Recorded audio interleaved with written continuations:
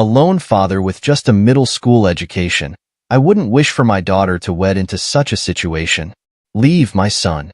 Jake proposed to his girlfriend, Ruby. I accompanied him to greet her parents, only to discover her father was the well-known owner of a brand store. Knowing his fiancée came from a distinguished family made Jake nervous, but he confidently answered all of Thomas's probing questions. However, the moment Thomas learned I only graduated from middle school, he struck Jake across the face. I can't contain my anger at someone who looks down on others because they don't match his family's status. Let's meet again, I said, and Jake, Ruby, and I headed to the hospital on the way. I told her that I might confront Thomas about this. After hearing her response, I was more determined than ever. The next day, Thomas was shocked to learn who I really am. I'm Alex, and I'm 69 years old. Since my wife passed away, I've been living with my son Jake since retiring. My legs have gotten weaker, and now I can't walk for long periods, so I rely on a wheelchair at home. I can't move around without Jake's help. He's 20 now, in the prime of his life, so as to not be a burden to him, we hired a housekeeper. But Jake still cares deeply for me, pushing my wheelchair out even on his days off. I'm always silently grateful to him. And then, Jake's big moment came. He proposed to his girlfriend, Ruby, one night after coming home from work. Jake's news almost made me drop my tea. "Dad, I proposed to my girlfriend," he said. "Is that so? What did Ruby say?" I waited anxiously for Jake's reply. Slowly, Jake formed a circle with both hands. "She said okay. She'll marry me." I'll never forget the look of happiness on his face at that moment. I held back tears of joy and congratulated Jake. "Congratulations, you've grown into a fine man," I said. But Jake's excitement was short-lived, and he suddenly looked downcast. "What's wrong? You got a yes, but you look so down all of a sudden." "It's great that she said yes, but now I have to get her parents' blessing, and I'm really nervous about it." I also felt really nervous when I went to greet my late wife's parents. Her father was quite stubborn, and it took many bows before he finally gave his blessing. And now, Jake is about to go through the Jake rite of passage, as I did. Trying to encourage him, I patted him on the shoulder. I was really nervous when I went to ask for permission to marry. But if you express your feelings honestly, your sincerity will surely come across. I'm not just a doting father when I say that Jake is truly a fine young man. He's serious about his work and even does the housework. He's also popular with the ladies in the neighborhood. Because he's such a pleasant young man, okay, it's a bit scary, but I'll give it my best shot. That's the spirit. First, let's drink to your successful proposal. That night, the two of us toasted with our best sake. The marriage introduction was set to take place at a traditional restaurant. Ruby chose a restaurant that was accessible in my wheelchair, showing just how considerate she is. Jake definitely has good taste in women. She's a real catch. I'm sure these two will be happy together. Suddenly, I felt an urge to give Jake a gift to prepare him for the marriage proposal. I decided to buy something fitting for a man to boost his courage. So, while he was at work, I went with my hired assistant to a high-end department store. Looking around, I saw a set of bowls being sold as a couple's item. However, I quickly reminded myself that he hadn't yet received the parents' approval. Trying not to jump the gun, I headed to a men's boutique instead. Which one should I choose? I mumbled as I browsed. Being in a wheelchair, I couldn't reach the shelves and had to ask a nearby salesperson for help. "Excuse me, could you help me see something on the top shelf?" However, the salesperson ignored me upon seeing my wheelchair. Thinking he hadn't heard me, I tried again. Then, the salesperson said with a sneer, "We don't have anything suitable for someone like you here." I was taken aback by his attitude.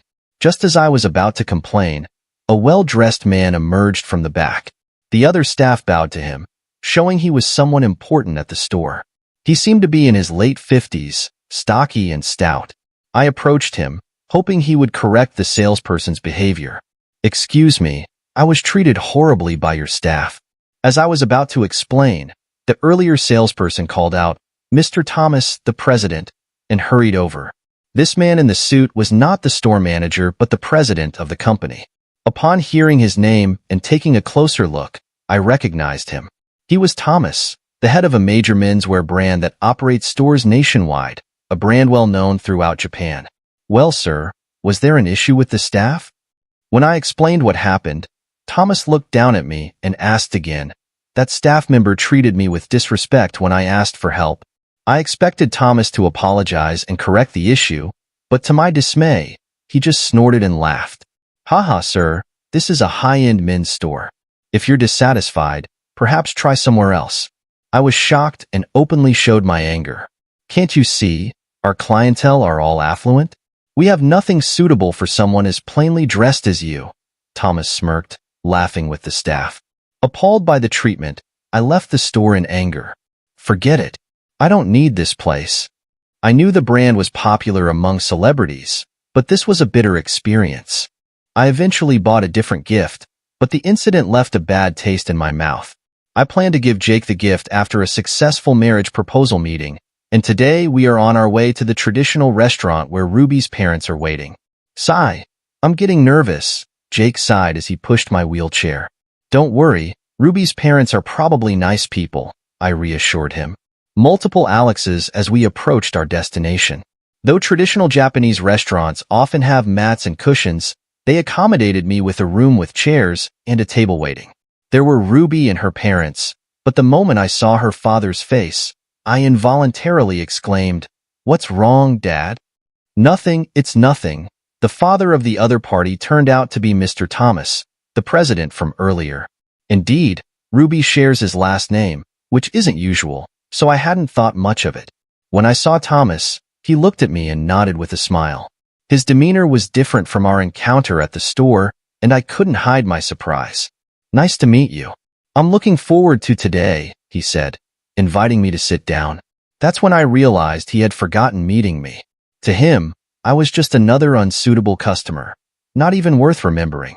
Realizing he had forgotten, I calmed myself down, remembering that today was about the marriage proposal. However, the thought of Thomas becoming Jake's father-in-law didn't bring me joy. Japanese cuisine was served, and as the meal began, I felt awkward while Thomas started a conversation. So, where did you meet my daughter, Ruby?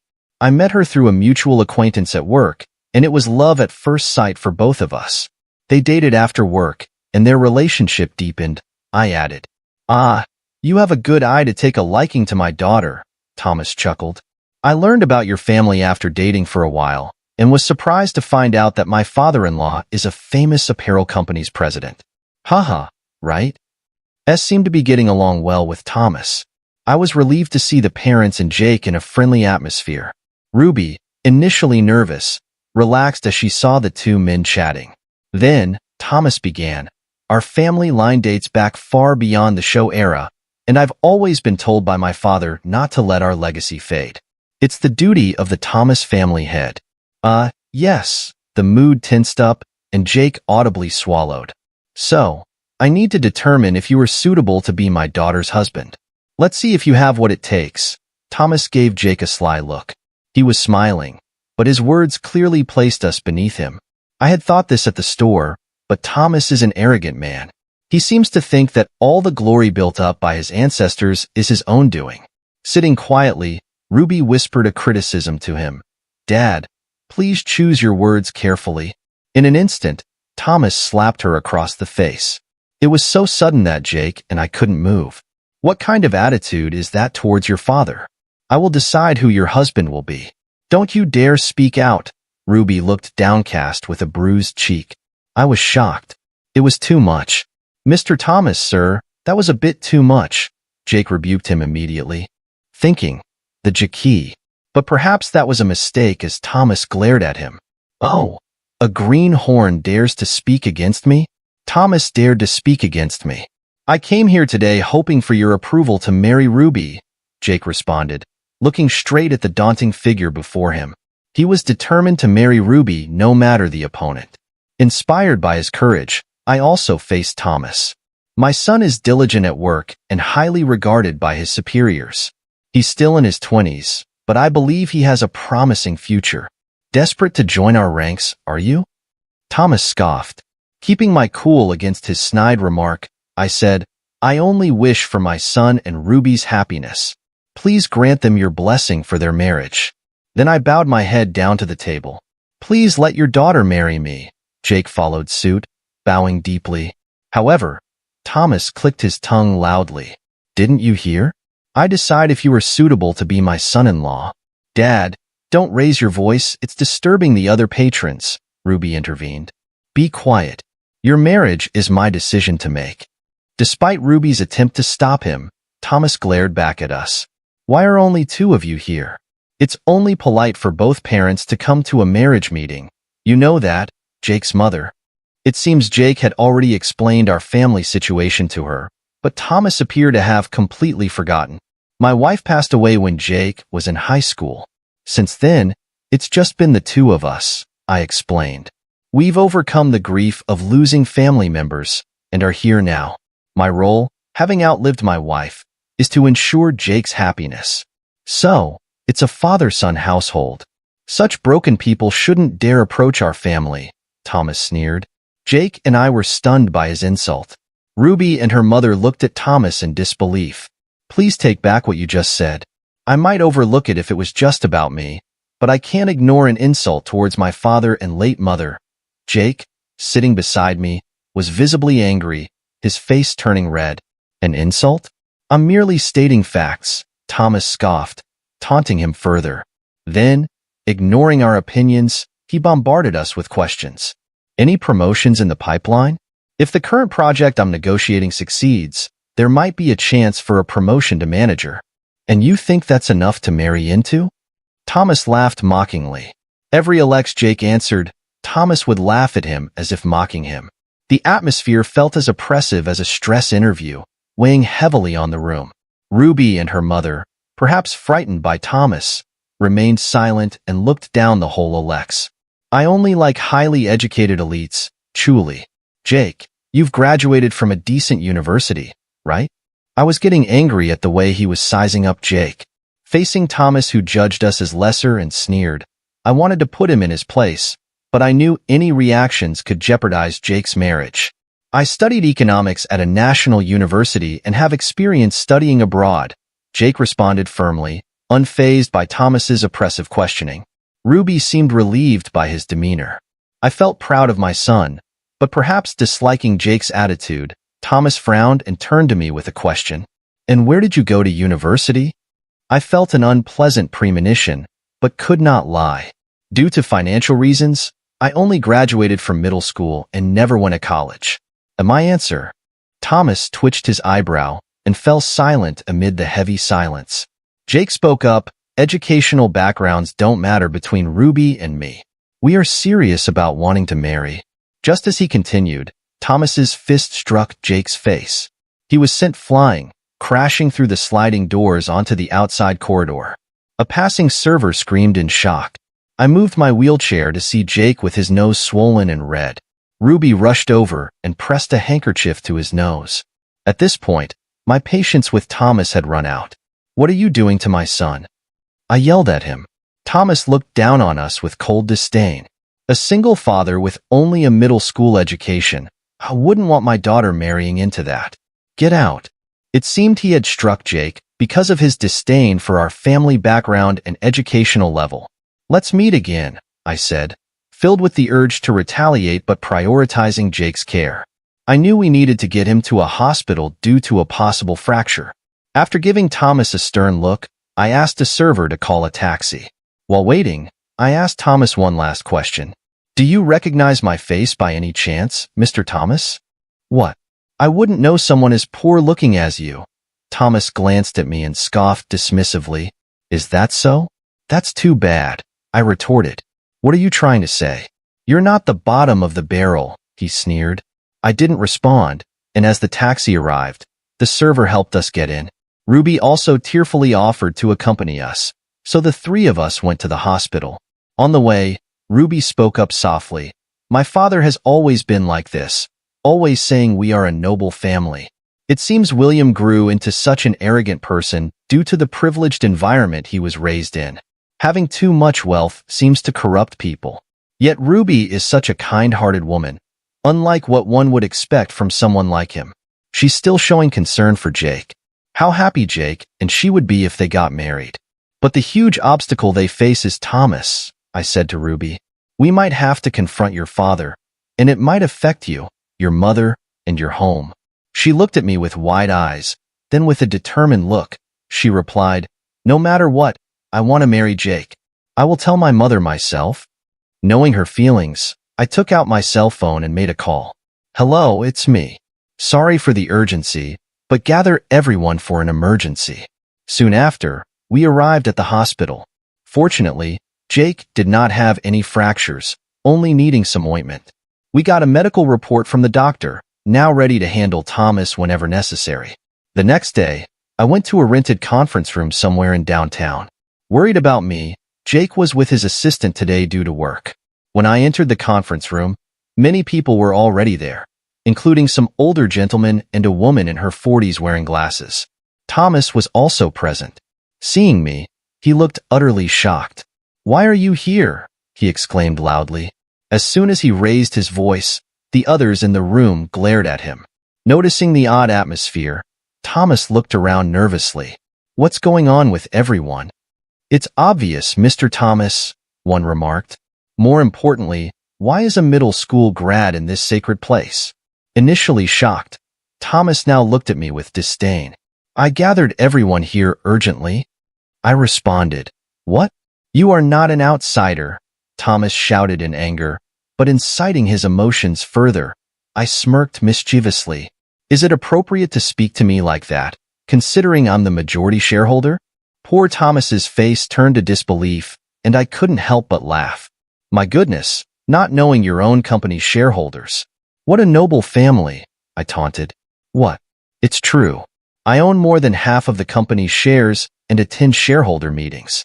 Though being in a wheelchair, I might not seem very noticeable. I had called the shareholders yesterday to organize an emergency shareholder meeting. Thank you for attending despite the short notice, I said to the shareholders who returned the gesture with smiles. Then, looking back at Thomas, who stared at me wide-eyed, he flinched under my gaze. Thank you for yesterday. I wanted to express my gratitude by holding this emergency shareholder meeting here, I said. What gratitude? Thomas trembled nervously. As the principal shareholder, I've worked as an investor. Even now, from my wheelchair, I analyze market trends and mentor juniors on investment strategies. The profits from my investments have exceeded hundreds of millions of dollars, enabling me to provide financial aid to numerous companies. In return, as a shareholder, I can influence the company's management policies and participate in the appointment and dismissal of executives, I continued. I would like to discuss a proposal for the dismissal of President Thomas, I said. Fire me? That's ridiculous, Thomas exclaimed and tried to leave the room. However, other shareholders blocked the door. Last night, when I told the shareholders about the emergency general meeting, they agreed with me and proposed a vote of no confidence against Thomas. Considering he struck the son of the principal shareholder, appropriate sanctions are necessary, I stated, glaring at Thomas. Realizing the gravity of the situation, he began to sweat and panic. Yet he chuckled smugly, then burst out laughing. Haha, you think you can intimidate me? I won't let my family's legacy crumble in my generation. Thomas looked around at the shareholders. If you fire me, this company is finished. Our brand stands out because of its 100-year history. I plan to merge it with another company I support, I retorted. What? I am also a major shareholder in another company and considered merging it with Thomas's. I was prepared to use any means necessary to oust this contemptible man from his presidency. It's called an absorption merger. Your company will be absorbed by another, I explained. What? I won't allow it, Thomas stated defiantly. An absorption merger would mean he could no longer be president. Sensing his position was threatened, he directed hostility towards me. I won't let someone who knows nothing about running this family business take it from me. I can't let the injustice done to my son go unaddressed. I counted as we glared at each other, the tension palpable. Then, Thomas pointed at me with a cunning smile. You say he was harmed, but do you have any proof? Proof. It's rude to accuse someone without proof. You won't be easily forgiven, even if you apologize on your knees, he declared loudly.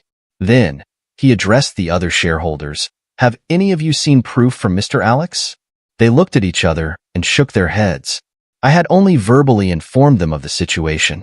Nobody has any proof. Then Mr. Alex's claims must be false, Thomas concluded. The room began to murmur, and suspicious glances were cast my way. Confident he had turned the situation around, Thomas gloated. You almost deceived everyone with your lies. I should sue you for defamation and get hefty compensation. As he approached me, still silent, he taunted. Why don't you say something? Or perhaps you do have proof. Yes, I replied, revealing what I had prepared. I had my assistant prepare something special. I had a projector set up in front of the screen and connected it to my cell phone. I've obtained special cooperation for the agenda.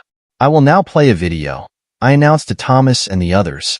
I then played the video stored on my phone. Displayed on the screen was a scene of the Thomas family and my family having a meal together. The footage was shot from an overhead perspective, clearly from a security camera. When Thomas realized he was on camera, he started to panic. What is this video? When did you get this? He tried to approach me, but the shareholders held him back. I had anticipated this and secured the evidence in advance. In fact, after sending Jake to the hospital yesterday, I went back to the restaurant. I explained the situation to the owner and the waitress and bought the security footage from them. Did you bribe the restaurant? What a low move, Thomas exclaimed. I'm not so naive as to stay silent after my son was attacked, I retorted. The video continued to play, showing the scene where Jake was answering Thomas's questions before Thomas struck him. The shareholders gasped in shock. In the video, Thomas was seen yelling at us, a single father with only a middle school education. I wouldn't want my daughter marrying into that. Get out. Then the footage showed us leaving for the hospital by taxi. However, the video didn't end there. While Ruby, Jake, and I were on our way to the hospital, Thomas and his group were still at the restaurant. Thomas's expression tensed up as he watched. Stop this video now, he yelled at me. But I had no intention of complying. Ignoring him, I turned up the volume. In the video, Thomas was reproached by his wife and then slapped her, saying, Since I'm your husband, you obey without question. I won't tolerate backtalk from you, the company staff, or those pompous shareholders. You're all just pawns to me. The video ended with his wife sobbing, and the screen went blank. Silence fell over the room. Nobody spoke. Thomas stood pale-faced in front of the screen. That was the evidence. Video of President Thomas hitting my son? Oh, and the last part was just a bonus. I said with a smirk, Now you can't deny it happened, I continued. Thomas, trembling, turned to face the shareholders. Ah, he squeaked, stepping back in a pathetic manner. The shareholders glared at him fiercely, ready to pounce. With the proof presented and his disdain for the shareholders revealed, Thomas found himself cornered by everyone present. You insulted the people who fund you. You know what happens next, right? I added, smirking. Thomas's face contorted as he began to unravel. One can only imagine what happens to a company once its shareholders turn their backs, I said, smirking. Even the vast wealth of the Thomas family would be severely hit if the shareholders collectively abandoned them. Moreover, if the incident with Jake and Thomas's harshness were exposed externally, it would damage the company's image. Client transactions might also be withdrawn. Okay, I understand. I'll increase the dividends for everyone, so please forgive me, Thomas pleaded, putting his hands together in front of the shareholders. But they were furious, saying, We can't forgive someone who's insulted us behind our backs. Please, I'm terribly sorry. Forgive me. Thomas kept apologizing. Surrounded by the majority of people, now forced into a humble posture, normally bold, he quickly cowered when his position weakened. Seeing this, I realized that's the real Thomas, raised in privilege and pampered from birth. He lost any sense of gratitude, using his ancestors' prestige to look down on others. Living luxuriously and complacent, Thomas struck Jake without knowing I was the principal shareholder. This is the result of his choice. Unable to gain forgiveness from the shareholders, he half cried, clinging to me. Mr. Alex, I am so sorry. Please forgive me. Do you regret hitting my son? He nodded vigorously and knelt before me. Absolutely. I will also pay damages to your son, so please continue to support us financially. I refuse. My goal is to remove you from the presidency. Then I continued. We met before the marriage meeting, remember? At that restaurant we visited? He finally recalled our meeting at the restaurant, his face turning pale as he trembled. A company that can't train its staff properly isn't worth supporting. I gave him a cold look. Out of desperation, Thomas blurted out an incredible offer. Then I will give you my daughter Ruby. I have raised her strictly. She is a fine woman. Please do as you wish with her. Despite it being his own daughter, he treated her like an object, which enraged me. Don't mess with me. Children are not offerings. Anger nearly caused me to fall from my wheelchair. I apologize, but Ruby wishes to marry Jake, and her will is also my will. Oh, so you won't oppose Miss Ruby's wishes? Of course not. As I smiled slightly, he returned a nervous smile, misunderstanding my forgiveness. He slumped down, relieved. Let's hear it from the person. He slumped down, relieved. Then, I called out towards the door. Come on in. As the door opened, Jake, Ruby, and Thomas's wife entered. Seeing the three, Thomas's mouth fell open in astonishment. Why are you all here? We came together. I had asked the three of them to wait by the door until I gave them a signal. I called the three of them here to directly confront Thomas with their intentions. Jake, with gauze on his nose, glared at Thomas. Seeing Jake and me, Thomas quickly bowed his head to him. Jake, I deeply apologize for raising my hand against you. I am very sorry. Jake didn't respond and turned to face Ruby. My desire to marry Ruby remains unchanged, but first, please hear what she has to say. Ruby looked straight at her father and said, I have lived obeying your orders, grateful for how you raised me, but now I choose to be with Jake. Ruby, she and her mother stood side by side, glaring at Thomas. My mother and I are leaving the house and will cut ties with you. In the taxi, I learned about her decision to separate from Thomas. That's why I brought them here to tell him directly. Why, how you're my wife, aren't you? He grabbed his wife's shoulder, shaking her. However, she presented him with signed divorce papers. I will not let a cruel husband dictate my daughter's life. Jake and Ruby then declared to Thomas, we will get married after cutting ties with you, and my mother and I are leaving home. Thank you for everything up to now. She bowed her head, signifying their estrangement. Rejected by his family, William's son, Ed, clung desperately. No, don't abandon me. I've been awful, raising my hand and speaking harshly. I regret it. Don't leave me. But they looked down on him expressionlessly. Seizing the moment of his isolation, I addressed the shareholders. Let's get back to the main issue. Those in favor of dismissing President Thomas, please applaud. A few scattered claps gradually grew louder. When everyone except Thomas clapped, his fate was sealed. This marks the end of your glorious life. Curse your own foolishness. Thomas collapsed to the floor, weeping loudly. With that, the emergency shareholder meeting was concluded. Subsequently, the company was absorbed through a merger, and Thomas was stripped of his executive position. Now ostracized by former business associates aware of his brutality, he found himself utterly alone. Moreover, a skilled lawyer hired by his wife exposed years of domestic harassment, resulting in a multi-million-dollar settlement. The once prestigious Thomas family ended with his generation.